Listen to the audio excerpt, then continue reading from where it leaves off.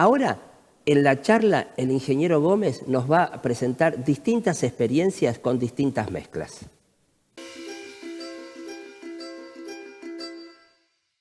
Bueno, un poco pasando a las experiencias, lo que hoy le comentaba, las experiencias con megatérmicas. Esto es la mezcla del Blend 1, que es la Brachiaria marandum o la russiciensis. Si vemos la cobertura que se logra, se nota de que bueno, la especie, la Brachiaria russiciensis es la que está acá, que es un color más clara. Ella es más estolonífera, digamos, quizás que la Brachiaria marandum. Entonces lo que logramos es tener una mayor cobertura, lograr mayor cobertura tenemos menor competencia de maleza, y en esto lo que logramos es tener, ¿no es cierto?, mayor producción de carne. Y eso es lo que se trata de buscar, ¿no es cierto?, con las mezclas. Esto también es una concentración de Brachiaria marandúmara, Brachiaria humidícola. Esto pasa mucho en las zonas de corriente, donde nos encontramos de zonas de loma, donde tenemos quizá por ahí una transición de un suelo que es un poco más pesado, donde le puede llegar a quedar el agua. Bueno, la Brachiaria marandú es muy susceptible al encharcamiento. Si queda una semana, 10 días, la planta se muere. Entonces la inclusión de la Brachiaria humidícola, que es una especie que tolera, ¿no?, ciertos encharcamientos, digamos, temporarios de 60 a 70 días, nos puede, ¿no es cierto?, facilitar de que no perdamos, ¿no es cierto?, todo el stand de plantas si hubiésemos hecho Brachiaria solamente marandú. Esto es una concentración de Brachiaria marandú más grama. Lo que tratamos de lograr lo mismo. O sea, vemos que la Brachiaria, sembrándola sola, por ahí a lo mejor no cubre el suelo tan rápidamente. Entonces la grama lo que hace, al ser también una especie estolonífera, cubre los espacios que deja las matas de Brachiaria, y logramos una mayor productividad. Esto es una mezcla de grama con Panicum clay, en situaciones donde por ahí vemos que tenemos encharcamientos que por ahí son superiores a los 30 días. El Panicum clay tiene una adaptación hasta esa cantidad de precipitaciones que si lo hubiésemos hecho solo a la grama fine cut, quizá por ahí se podría perder plantas. Esto es una concentración de que se usa mucho en la zona de corriente, también parte de Formosa, también en algunas zonas de Entre Ríos, es decir, la setaria con la grama. Lo que tratamos de hacer es esta concentración porque es buscar lo mismo, cubrir los espacios que deja las matas de la setaria para tener, ¿no es cierto?, una mayor producción y una mayor cobertura. Esto es un ejemplo de setaria anagma grama callide, donde vemos que la cobertura que produce es espectacular, no se ve prácticamente maleza, que eso es importante. Y también esto, si tenemos que hacer una confección de alguna reserva, la producción que tenemos acá de pasto es muy buena.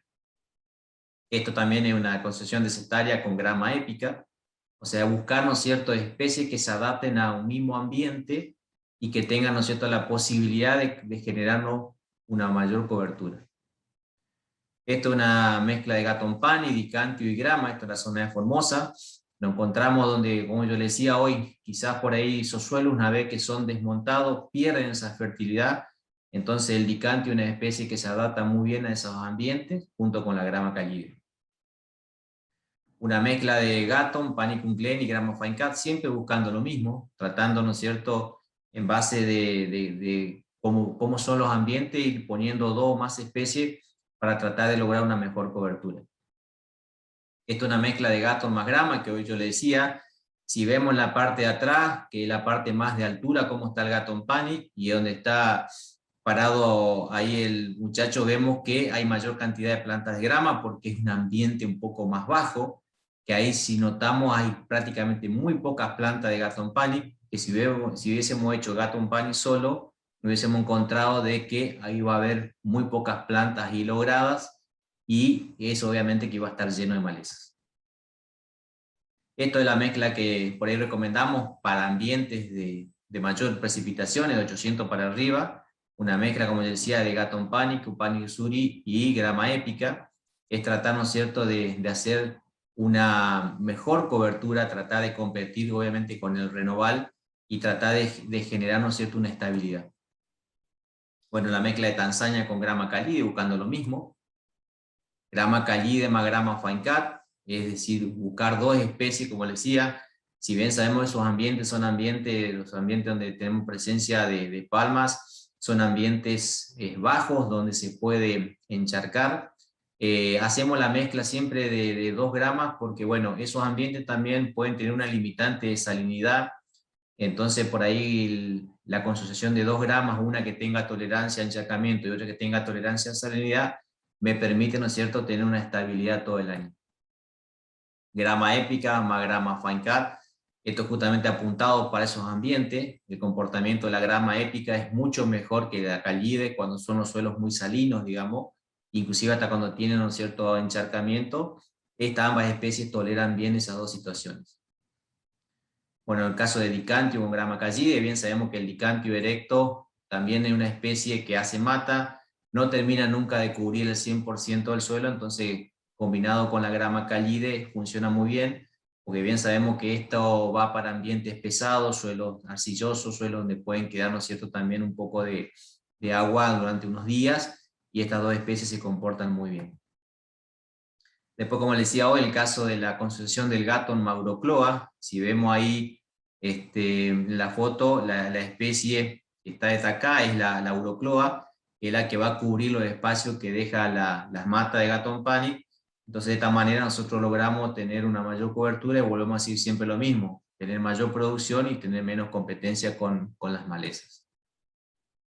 Bueno, esto es una concentración de grama fine cut más avena estrigosa. Esto es una cosa que se viene haciendo cuando nos vamos en siembras tardías. Hoy hablamos de tener las siembras en la primavera y una segunda siembra que decíamos de febrero en adelante o hasta el otoño. Es decir, esta es una siembra que lo hacemos a fines de marzo, primeros días de abril. El por qué lo hacemos con una avena estrigosa es justamente para tratar de evitar que si llegan los fríos tempranos, la grama no se hele, o sea que la avena estrigosa sea como un cultivo de protección. Entonces en ese periodo de lo que es el otoño-invierno, cuando se va implantando la grama y que podamos nosotros hacer el primer pastoreo de la avena, logremos tener también implantada la grama, cosa que en la primavera siguiente la podamos estar aprovechando. Para pasar con respecto a las experiencias con leguminosas, también es lo mismo, mostrar ejemplo del por qué el consociar el Gatton pani con la Equinomene americana, que hoy decía, una especie que me aporta fertilidad. Justamente el Gatton pani es uno de los cultivos que más le gusta el nitrógeno. Para tener un nivel de producción estable en su año necesita sacar nitrógeno del suelo, entonces quizás a lo mejor fertilizarlo es un costo elevado. Entonces hoy lo que podemos sugerir es hacer una combinación con una leguminosa como la Equinomene, que anda muy bien, hacerlo en franjas, tratar que cada una vaya cubriendo sus espacios, y de esta manera logramos tener, ¿no es cierto?, balancear dieta, porque le damos la calidad que tiene estas leguminosas en proteína, y también nos mejora, ¿no es cierto?, esa fertilidad del suelo. Bueno, la grama recleme con el Macroptilum también, que es otra leguminosa que venimos probando, ¿no es cierto?, en hacer, ¿no es cierto?, en ambientes por ahí un suelo un poco más degradado, donde van perdiendo fertilidad, es una alternativa como para usarla. La Setaria Naró con el Lotus. Esto vemos que la Setaria, cuando empieza, ¿no es cierto?, la etapa otoño-invernal, empieza a decrecer su productividad. Después que se produce en la helada, bueno, podemos incluir, ¿no es cierto?, el Lotus tenue, que es una leguminosa que se adapta a esos ambientes. Entonces no dejamos de tener, ¿no es cierto?, en ese lote producción. Y obviamente que este lotus va a mejorar, ¿no es cierto?, por ser una leguminosa, esa fertilidad del suelo, y a la primavera siguiente, cuando rebrote esa setaria, va a tener una mejor productividad. Bueno, otra cosa también es hacer el Gatton pani, por ejemplo, con el Melilotus. Esto se ven haciendo mucho cuando el Gatton sabemos que es muy susceptible a los fríos. Los primeros fríos que vienen a partir de abril-mayo ya empieza a detener su crecimiento. Entonces una de las por ahí sugerencias que estamos haciendo es incluir el Melilotus. Bien sabemos que el Melilotus a la gente por ahí le da miedo por el tema del empaste, pero al estar combinado así con el Gatton no hay ningún tipo de problema. Y esto lo que me permite a mí tener, ¿no es cierto?, es después de que me quedo sin el Gatton pani y que se me hela, ¿no es cierto?, a partir de invierno, que no tengo que darle de comer a animales, por lo menos puedo tener el Melilotus, que va a estar mezclado, ¿no es cierto?, con el Gatton, que no me va a tener problemas de empaste con la hacienda, y tener un aprovechamiento en ese invierno. Y también lo que me va a mejorar, obviamente, es la fertilidad de ese lote, o sea, ese Gatton pani a la salida del invierno, inicio de la primavera, en su rebrote va a tener una mejor calidad. En Aquamare queremos que tu espacio al aire libre sea tu lugar en el mundo. Construcción de piscinas, sistema de riego, muebles de jardín, hidromasajes, energías alternativas, productos para tu piscina, herramientas para jardinería y mucho más. Locales en Resistencia, Avenida Sarmiento 2100, celular 3624-517841. En Corrientes, Avenida 3 de Abril, celular 3794-5065-520. Apertura de inscripción para registro de intención de siembra en Zipach para los siguientes cultivos: girasol del 18 de abril del 2022 al 10 de junio del 2022, trigo del 18 de abril del 2022 al 20 de mayo del 2022. Requisitos: fotocopia de DNI, quit, constancia de ATP y AFIP, documentación del lote a sembrar, constancia de inscripción en CISA. Consultas en la delegación de su localidad o al 3624-444-8076. Ministerio de la Producción, Industria y Empleo, Chaco, Gobierno de Todos.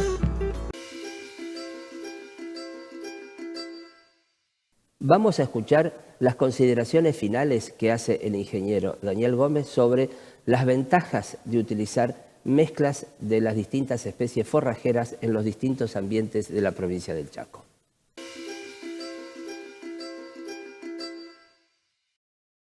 Y como para ir terminando, básicamente a qué le llamamos, bueno, que hay que tener como consideraciones finales, es decir, los ambientes naturales en su gran mayoría son heterogéneos. Por eso es que hay que usar 2 o más especies. Entonces lo que yo logro con esto es tener una mejor implantación, una mayor persistencia, tratar, ¿no es cierto?, de lograr que las pasturas que hagamos nos dure por mucho tiempo. Eso es lo que se trata de lograr con esto. Por eso es importante siempre el conocer bien la zona, conocer bien su lote, conocer bien, ¿no es cierto?, cómo se viene dando el clima año tras año. El éxito de una implantación de una pastura dependerá de la correcta elección y preparación del lote, como les decía, de hacer el control de malezas, que eso es algo muy importante. Hoy vemos que hay muchos lotes que no se le hace el control de maleza y se va perdiendo superficie para poder aprovecharla. Control de insectos.